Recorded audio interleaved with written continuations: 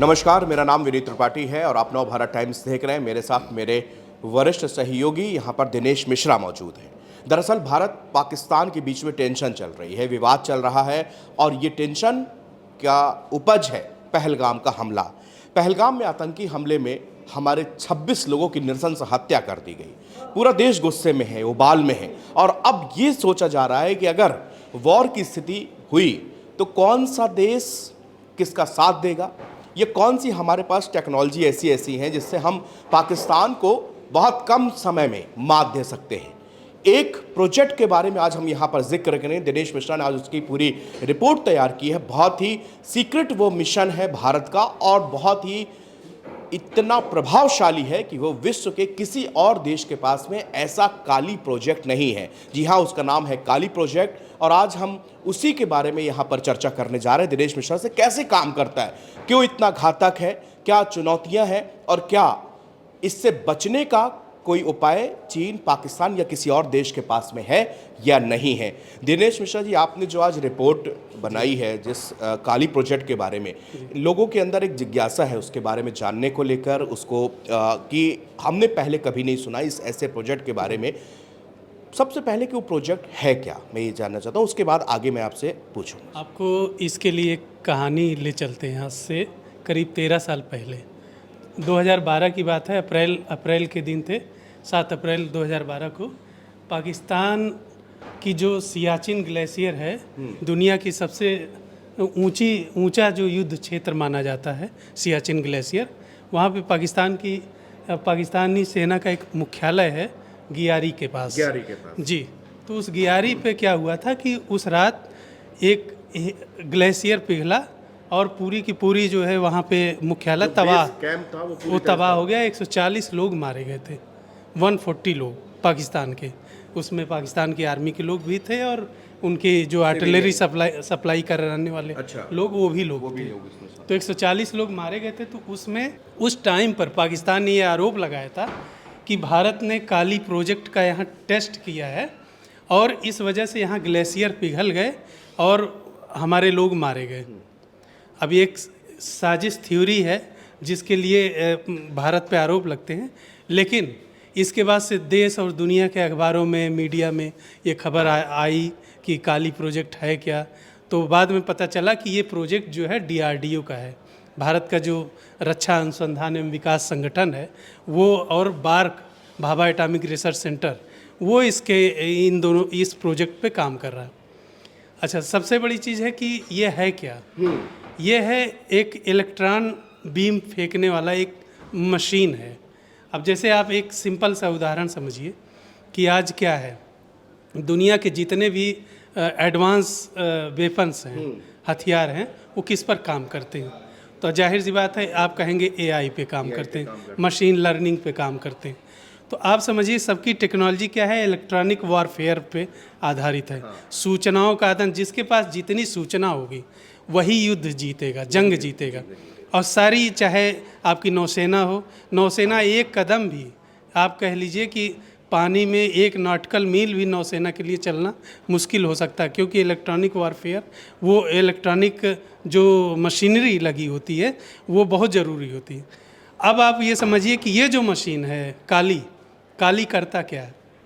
काली क्या करता है, सामने वाली की मशीन को ही हैक कर लेता है, जैम कर लेता है। अच्छा, वो पूरी जो टेक्नोलॉजी दुश्मन के वॉरशिप या उसके एयरक्राफ्ट में होगी, जो उसका हार्ट है, आप इसको ऐसे समझिए, उसके दुश्मन का जो दिल है, उसकी धड़कन ही रोक देता है। आप ये समझिए काली। तो दुश्मन वार कैसे करेगा? अगर दुश्मन का जो दिल है उसी को अगर हमने रोक दिया, दिमाग को रोक दिया, तो इसका मतलब दुश्मन बेबस खत्म हो गया। तो उसकी जितनी खूबियाँ, खासियत है, वो सब खत्म। काली यही काम करता है। तो ये दिनेश जी, ये मतलब कैसे करता है कि आपने बताया कि इसमें पूरी मशीनरी होती है, चिप्स लगी होती है और पूरा, आप समुद्र में अगर वॉरशिप है, अगर वो एक कदम भी आगे नहीं बढ़ सकता अगर उसमें नेगोशिएशन उसके पास ना हो, तो ये काम कैसे करता है और कैसे डिस्ट्रॉय करता है? क्योंकि इसमें धमाका होता है, कोई बम विस्फोट कराया जाता है, कैसे काम करता है? नहीं, काली का नाम KALI है, मतलब किलो एम्पियर लीनियर इंजेक्टर है। ये मतलब एक इलेक्ट्रॉनिक बीम है, लेज़र है। आपने स्टार वार फिल्म देखी? बिल्कुल, हाँ। स्टार वार फिल्म देखी, बड़ी बड़ी मशीनें हैं, उसमें लेज़र से हमला होता है। तो हमला क्या करता है, वो सामने जो भी इलेक्ट्रॉनिक वारफेयर है उसको पिघला देता है, चिप को पिघला देगा, उसकी मशीनरी को पिघला देगा। कुल मिला के इतनी सेकेंड्स में आप समझिए कि इतने करोड़ों बीम फेंकता है ये, करोड़ों बीम, कि वो वहीं पे ध्वस्त हो जाती, चीज़ें पिघल जाती हैं, मिसाइलें तक पिघल सकती हैं। ये हालत है। अच्छा, इसका रेंज दिनेश जी क्या होता है, कुछ रेंज अब आप एक बात समझिए कि अभी जो काली 10,000 जो बन रहा है, 40 गीगावाट उसकी क्षमता है, ठीक है, बताया जाए। गीगावाट। अब 40 गीगावाट आप समझिए कि कितना बड़ा होगा, कि 40 गीगावाट भारत की जो अक्षय ऊर्जा मतलब रिन्यूएबल एनर्जी का जो अभी टारगेट भारत ने सेट किया है 2047 तक पाने का, वो 40 गीगावाट है। और वो अकेले एक काली में है इतनी एनर्जी, और वो भी 100 सेकंड के अंदर। ये भी नहीं कि उस एनर्जी को पैदा करने में उसको बहुत टाइम लगेगा। तो आप सोचिए उस 40 गीगावाट का मतलब कि अगर एक कार है तो वो कार जो है साल भर तक उस एनर्जी से चल सकती है, ठीक है। आपके घर की लाइट मतलब 8 लाख घरों की लाइट जो है साल भर तक जल सकती है, इतनी एनर्जी होती है। अब वो इतनी एनर्जी एक बार में फेंक देगा पूरी 100 सेकंड में, 100 सेकंड के अंदर। 100 सेकंड के अंदर इतनी एनर्जी पैदा हो जाती है कि अगर आसपास चीज़ें पिघलने लग जाती। ग्लेशियर पे यही हुआ, जहाँ ये टेस्ट होता है वहाँ ग्लेशियर पिघल जाते हैं, बाढ़ आ जाती है, और चीज़ें मतलब आप एनर्जी तो जानते हैं, एनर्जी कितनी खतरनाक चीज़ होती है। और उसके साथ अगर मोमेंटम मिला हो, मोमेंटम, तो इस काली के साथ यही है कि एनर्जी प्लस मोमेंटम दोनों इतनी तेज होती है कि ये उस चीज़ को आप समझिए कि तहस नहस तबाह कर देती है। चाहे मिसाइल हो, चाहे एटम बम हो, चाहे वो नौसेना का जंगी बेड़ा हो, कुछ भी, सबको ठप, सब कुछ पिघला के ख़त्म वहीं अच्छा, पे। इसके साथ में हमारे दिनेश जी चैलेंजेस क्या क्या जुड़े हैं, क्योंकि जब ये टेक्नोलॉजी हमारे पास में अगर है, और क्या इस विश्व के और जितने भी देश हैं जिनको हम लोग सुपर पावर कंट्रीज़ कहते हैं, उनके पास ये टेक्नोलॉजी है या नहीं है? क्या हमारे इस टेक्नोलॉजी के बारे में चाइना को, पाकिस्तान को इसके बारे में भनक है, पता है? असल में इसकी रिपोर्ट कभी भारत सरकार ने सार्वजनिक नहीं की। 2018 में क्या हुआ कि इसके बारे में संसद में सवाल पूछा गया था, तब रक्षा मंत्री मनोहर पर्रिकर थे। तो मनोहर पर्रिकर ने यही किया था कि इसका जो नेचर है इस काली प्रोजेक्ट का, वो इतना संवेदनशील है कि हम इसे किसी को बता नहीं सकते। उन्होंने उसी समय ये बात कह के उसको बंद कर दिया था। तभी से लोग जैसे काली के कई वर्जन अवतार आ चुके हैं, काली 5000, काली 10,000 करके ऐसे ऐसे एडवांस वर्जन आ रहे हैं। इसकी दो बड़ी चुनौतियां हैं। एक चुनौती तो ये है कि ये बहुत वजनी है, जैसे 26 टन, 46 टन। अब इतने बड़े हथियार को कहीं लेके जाना हो तो वो बहुत बड़ी चुनौती है, ठीक है। तो इसको कैरी करना बड़ा मुश्किल हाँ, है। इसको कैरी करना बहुत मुश्किल है, ये बड़ी चुनौती है। और इसके साथ साथ एक चुनौती ये भी है कि इसको यूज कैसे किया जाए। जैसे मान लीजिए अगर आप ले भी जा रहे हैं तो ऐसे लोगों को ट्रेंड करना अलग से और बिना दुनिया को बताए, तो वो भी एक सीक्रेट रखना, जैसे कि अभी तक सीक्रेट रख रहा है भारत। DRDO ने भी एक बार किया था कि ये केवल प्रयोग के लिए है, इंडस्ट्रियल यूज के लिए है।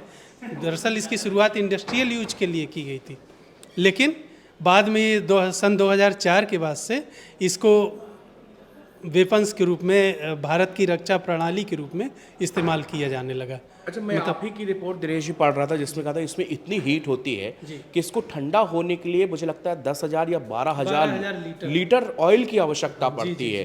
तो क्या कूलिंग के लिए उस अच्छा, इसको कैरी कैसे किया जा सकता है और कहाँ पर इसको डिप्लॉयमेंट होता है इसका?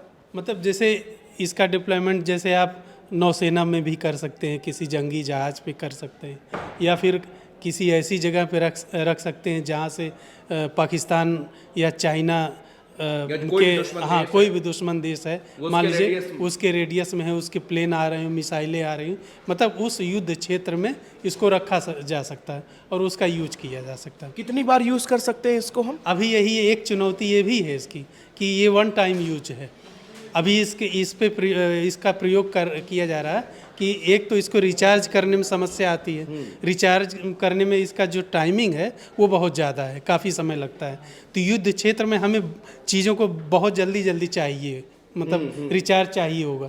दूसरी चीज़ की इसकी जो आपने बोला कि इसको जो है ले जाना, वो एक बड़ी चुनौती है, क्योंकि इसका वजन ही वजन इतना हाँ, है। वजन और इतना। दूसरी चीज है एक बार में, मतलब वन टाइम यूज हाँ, है। वन टाइम है, इसको बार बार यूज करने के लिए बनाना, उस पे काम चल रहा है, ऐसा बता रहे हैं रिपोर्ट में।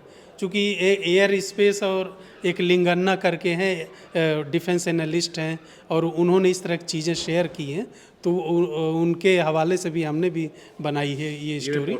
जी जी, तो वो एरो स्पेस और डिफेंस एक्सपर्ट रहे हैं, जो उन्होंने इस पे काफ़ी कुछ काम किया है, लिखा भी है।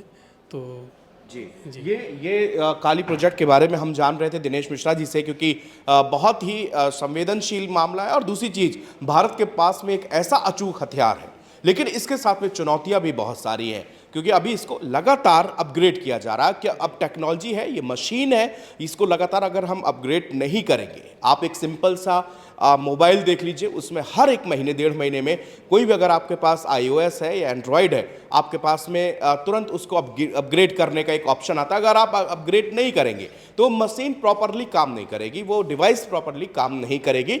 इसी तरह से ये आप समझ लीजिए, ये जो प्रोजेक्ट है जिसका काली, जिसमें दिनेश मिश्रा जी ने जिसकी रिपोर्ट की थी, जिसकी चर्चा हो रही है, जिसके बारे में हम आपको एक्सप्लेन कर रहे हैं, तो ये भारत की ताकत का एक एग्जाम्पल हम दिनेश जी इसको कह सकते हैं। ये भविष्य का हथियार है, ये भविष्य, ये हाँ बिल्कुल, ये युद्ध के तौर तरीके बदल कर रख देगा। जो अभी हम मिसाइलों की बात कर रहे हैं, परमाणु युद्ध की बात कर रहे हैं, फिर हम इन सब की बात करेंगे ही नहीं, ना हथियारों का जखीरा होगा। हम बस ऐसे ही हथियार 2-4 पॉइंट पे लगा देंगे। अगर इस तरह की चीज़ करने में कामयाब रहे तो फिर इन सब की जरूरत नहीं पड़ेगी, लड़ने की जरूरत नहीं पड़ेगी। क्योंकि देखिए, एक इन सब आशंकाओं के बीच में, चूंकि पाकिस्तान के पास खोने को बहुत कुछ ज़्यादा नहीं है, वहाँ की जीडीपी, वहाँ की इकोनॉमी, वहाँ पर इन्फ्लेशन रेट इतना हाई है, हर चीज़ वहाँ पर बहुत मुश्किल हालात में है। अब जब मुश्किल हालात में है तो उसके पास, जब किसी के पास में खोने को बहुत कुछ ज़्यादा नहीं होता, तो वो ज़्यादा भयानक होता है, वो ज़्यादा खूंखार होता है। क्योंकि वो चर्चा ये हो रही है कि दोनों के पास एटॉमिक पावर, सुपर पावर देश है, लेकिन क्या भारत इस जो पूरा वॉर ये छिड़ रहा है, या जो कंट्रोवर्सी मची हुई है, अगर पाकिस्तान ने हारता हुआ देख के या खुद को पीछे महसूस करेगा, तो वो कहीं अगर ऐसा वॉर करे, अगर वो परमाणु न्यूक्लियर वॉर की तरफ मुड़ने का जहन उठाए वो, तो फिर भारत के लिए एक मुश्किल हो सकता है। तो ऐसे चीज़ों के लिए भी हम जो है, ये जो काली प्रोजेक्ट है, ये अगर पूरी तरह से कामयाब होता है, कारगर होता है, और पूरी तरह से अपग्रेड होकर और फिर वापस से वो मैदान में उतरता है, तो यकीन मानिए पूरी दुनिया में हड़कंप मच जाएगा, और पूरी दुनिया एक तमाशबीन की तरह देखती रह जाएगी कि भारत ने ऐसा हथियार निकाला है जिसकी कोई काट आस पास तो देखने को नहीं मिलेगी।